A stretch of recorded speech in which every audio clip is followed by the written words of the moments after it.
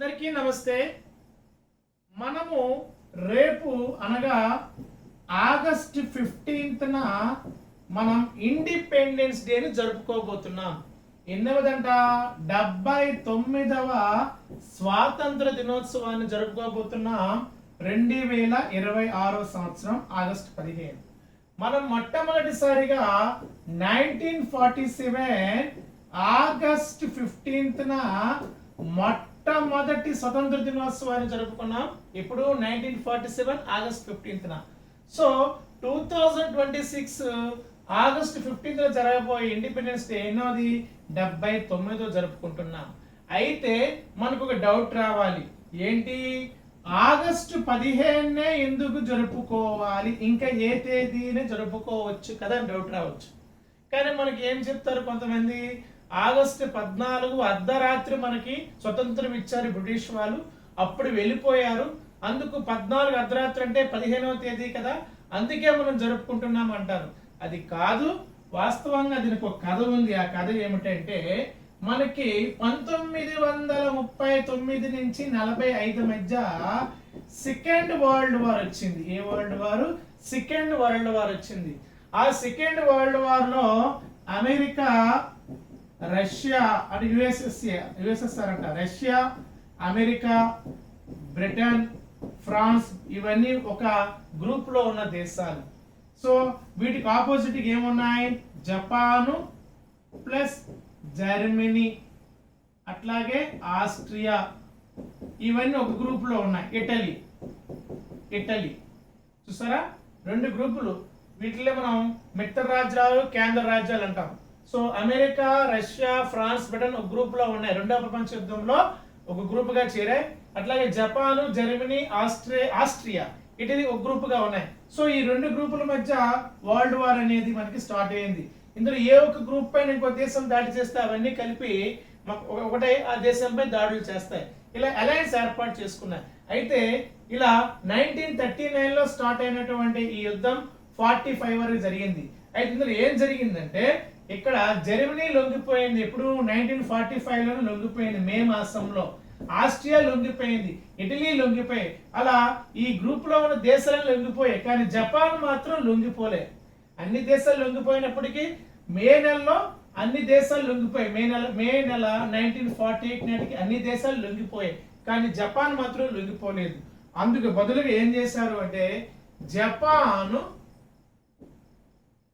1945 August 6న Japan లో Hiroshima నగరం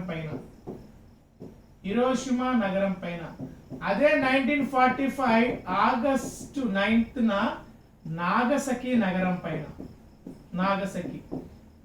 పైన రెండు అణుబాంబులను ప్రయోగించింది అమెరికా గ్రూప్.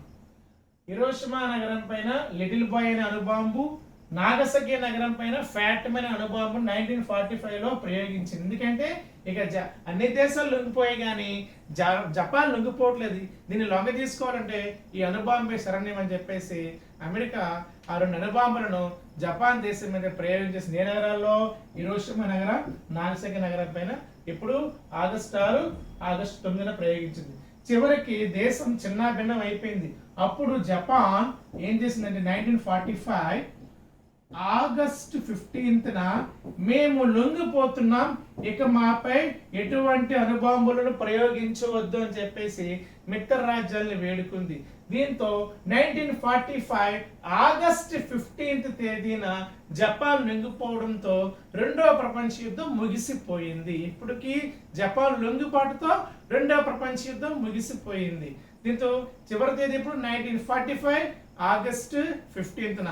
అయితే ఈ జపాన్ యొక్క ఆగస్టు 15కి లొంగిపోవడానికి మరి ఇండియాకి ఏ సంబంధం ఉంది? ఎందుకు అదే ఆగస్టు 15న ఇండియా ఎంచుకుంది?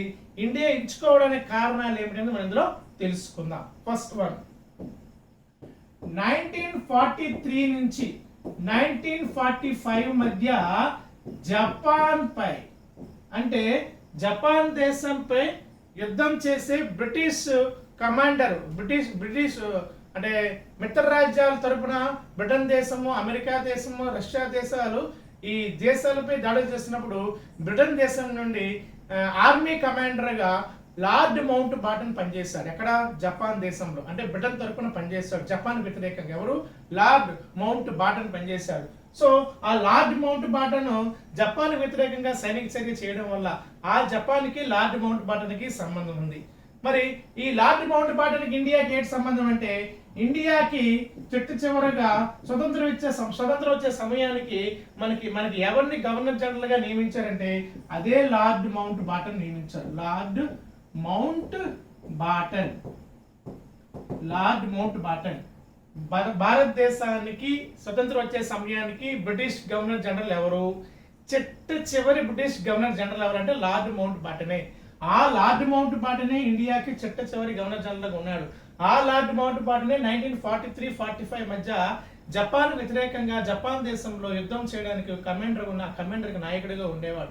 సో జపాన్ లొంగుబాటుకి, జపాన్ మీద తిరుగుబాటుకి సైనిక అధికారి ఉన్న లార్డ్ మౌంట్ బాటన్కి బ్రిటన్కి సంబంధం ఉంది.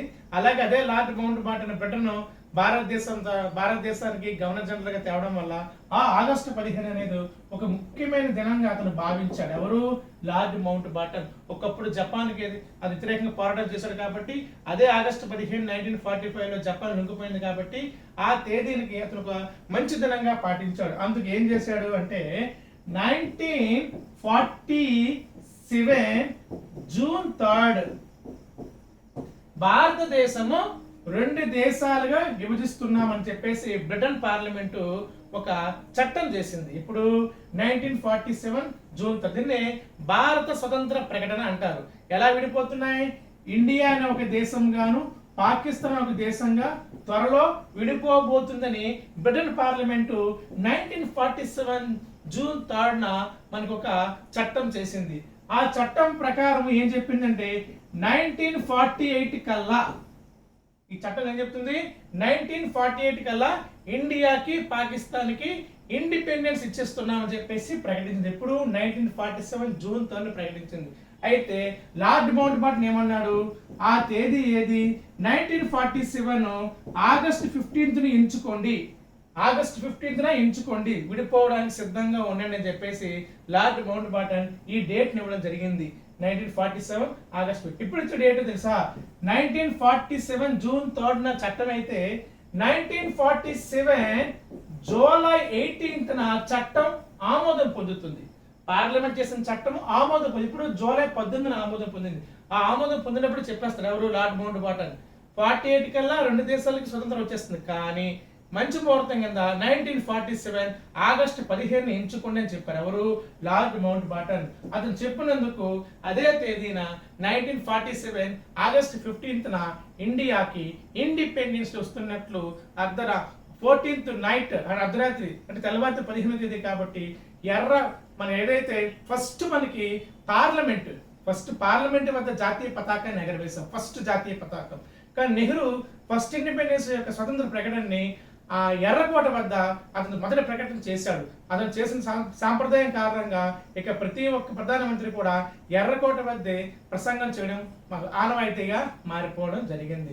సో ఇది మనకి ముఖ్యంగా 1947 ఆగస్టు 15వ తేదీని ఎందుకు ఇండియా ఇండిపెండెన్స్ ఆ రోజు జరుపుకుంటుందంటే ఇంత తతంగా ఉంది ఈ స్టోరీ యొక్క కాన్సెప్ట్ అనమాట. చాలా మంది తెలుసు, కొంతమంది ఆగస్టు 14 అర్ధరాత్రి ఇచ్చేశారు, అందుకు మరుసటి రోజు 15 అట్లా కాదు.